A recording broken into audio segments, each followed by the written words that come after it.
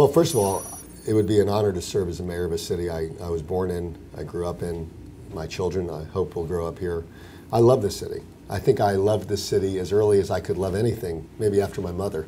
Okay. And I have service in my blood. You know, as the moment I left college, even while I was in college, I pursued service. I was a federal prosecutor at age 25. I think I was the youngest federal prosecutor in the country at the time, and I spent about a decade there because I felt wonderful about standing up and saying, my name is Dan Gelber and I represent the United States of America. My mother was a school teacher in Miami Beach. Spanish teacher. Spanish is Español y Francés y Latin. Mi mamá fue una maestra de español, pero su hijo es un muy mal estudiante. She was at Beach High. She was head of the Foreign Languages Department. And she was an incredibly popular teacher. My father was a prosecutor and a judge growing up, ultimately a mayor of Miami Beach, but really later in life. Why I love public service. It's not because I want to, I don't think you go to public service to make more money. I tend to lose money when I run for office, but I feel the calling for service is exciting to me. I think the biggest issue he's had to challenge is one that is got the potential to have the greatest peril to the city, which is obviously sea level rise. And, you know, our community is, they say, is ground zero for this. And we're sort of trying to do things that really that have not been done in most other places, if any. Very few cities have had to raise their city the way we're raising it. I think the city, though, has to deal with the congestion problem. The congestion we have in our city now is unprecedented. And I mean, I spent my life in this city. I was born there. My parents and grandparents lived in the city. My children are being raised in the city. I know this city pretty well. I've watched it over its many facets and its evolution. We've never had this much trouble going from one part of the city to the other. And a lot of that has to do with where people are. It has to do with congestion in building. It has to do with construction.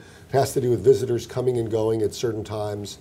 But a lot of those problems can be addressed. There are ways to address them. And other cities have dealt with them. And I urge the commission right now to make this the priority. I mean, I think you have to understand that Airbnb is you know, it can be a great platform in certain areas, but its infection, in the way it's trying to infect some of the residential areas, the profiteering, the taking what is a residential neighborhood essentially and making it into a commercial short-term rental neighborhood is not what people expect and what, frankly, our zoning laws shouldn't allow. Well, I think until the legislature decides how they're going to implement it, we need to have that. And I know a good amount of our citizens supported it. I voted for it. But I think that we don't know what the legislature is going to do and how they're going to set it up.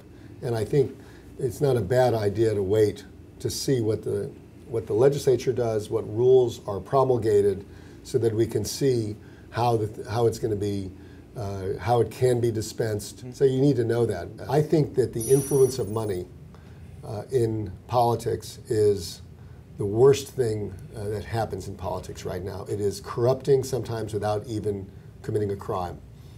It is outsized, it dwarfs the influence of everyday citizens, and it is horrible. When you start getting into the details of bids and contracts and votes, it feels very unseemly. And sometimes it's worse than just unseemly. So I worry about that, and I hope that we can stay clean in this election, because I think Miami Beach demands honest government.